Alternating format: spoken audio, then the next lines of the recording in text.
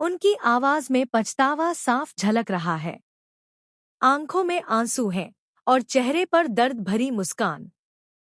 इतने सालों का बोझ जैसे आज उनके दिल से उतरना चाहता है।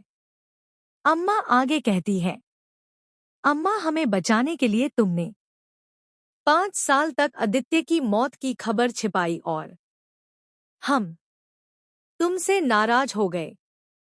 यह कहते हुए उनका गला भराता है। उन्हें याद आता है वो समय जब सच्चाई सामने आए बिना ही उन्होंने गुस्से में मंगल से दूरी बना ली थी। उस वक्त उन्हें लगा था कि मंगल ने उनसे बहुत बड़ी बात छिपाई है, लेकिन आज जब सारी सच्चाई सामने है तो उन्हें अपने ही फैसले पर अफसोस हो रहा है। अम्मा की आंखों के सामने जैसे वो बीते हुए 5 साल घूम जाते हैं। कितनी गलतफहमियां, कितना दर्द और कितनी दूरियां इस एक सच्चाई की वजह से पैदा हो गई थी। वे भारी दिल से आगे कहती हैं, जबकि हमारा अपना बेटा ही हमारा अपना बेटा हमें धोखे में रखे हुए था। उनकी आवाज में अब दर्द के साथ साथ टूटन भी साफ महसूस होती है। जिस बेटे पर उन्हें सबसे ज्यादा भरोसा था, उसी ने उन्हें सबसे बड़ा धोखा दिया। वो रुककर एक गहरी सांस लेती हैं और फिर धीमे लेकिन टूटे हुए शब्दों में कहती हैं कि वो जिंदा है। उसने एक बार भी अपने माँ बाप के बारे में नहीं सोचा। ये कहते हुए उनका दिल जैसे और ज्यादा भारी हो जाता है।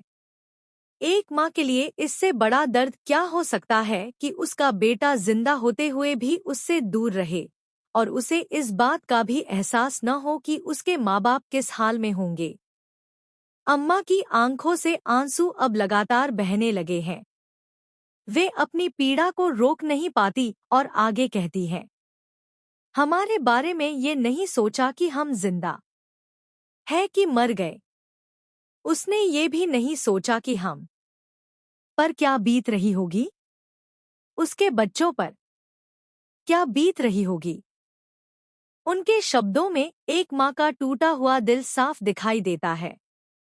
इतने सालों तक उन्होंने अपने बेटे के लिए इंतजार किया, उसके लौट आने की उम्मीद की, लेकिन उस बेटे ने एक बार भी पीछे मुड़कर नहीं देखा।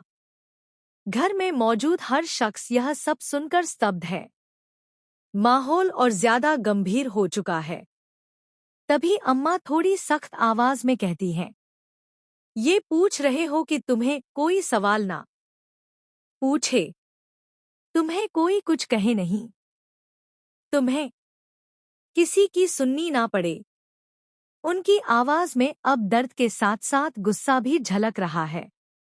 जैसे इतने सालों का दबा हुआ आक्रोश आज बाहर न